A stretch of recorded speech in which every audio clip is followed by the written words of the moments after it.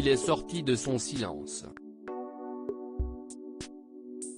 Invité sur le plateau de Quotidien ce mercredi 12 mai afin de parler de son nouveau titre intitulé TPA, Tout peut arriver, Romeo Elvis est revenu sur les accusations d'agression sexuelle qui le visent.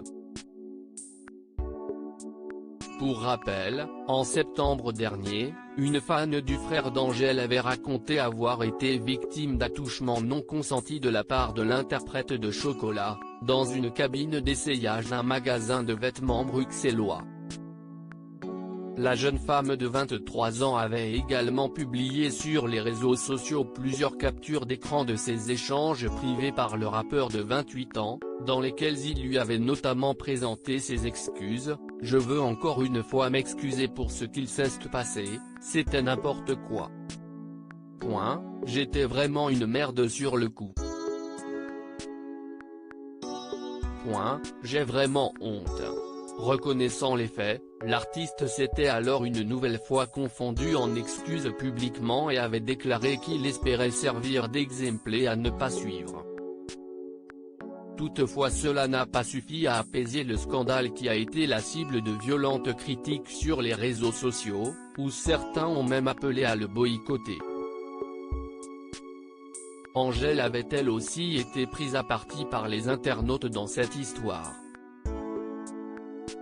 Militante féministe revendiquée, l'interprète de Balance ton quoi, qui fait référence au mouvement Balance ton porc dans sa chanson, avait alors été accusée d'hypocrisie. Romeo Elvis est conscient d'avoir fauté s'il se faisait jusqu'alors très discret dans les médias. Romeo Elvis signe son retour sur le devant de la scène après 8 mois loin des feux des projecteurs. Au micro de Yann Barthès, le chanteur a une nouvelle fois affirmé qu'il était conscient d'avoir fauté. « J'ai fait une connerie, j'ai fait du mal à quelqu'un. Si est un truc sur lequel on ne peut pas revenir, ça se discute pas. Je suis conscient et j'ai envie que les gens le comprennent », a-t-il fait savoir avant d'avouer qu'il avait préféré ne pas lire les critiques sur les réseaux sociaux. « Ça ne vaut pas la peine mais dans les deux cas. Je tiens à dire aussi que trop d'amour, ça n'a aucun sens. Les artistes sont énormément aimés avec parfois un peu de désespoir, là-dedans.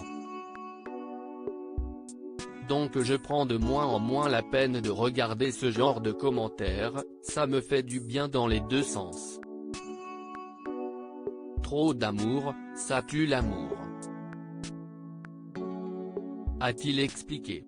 Et de conclure, quand on a la chance comme moi de faire des concerts, on rencontre énormément de personnes, on est admiré, à certains moments trop aimé.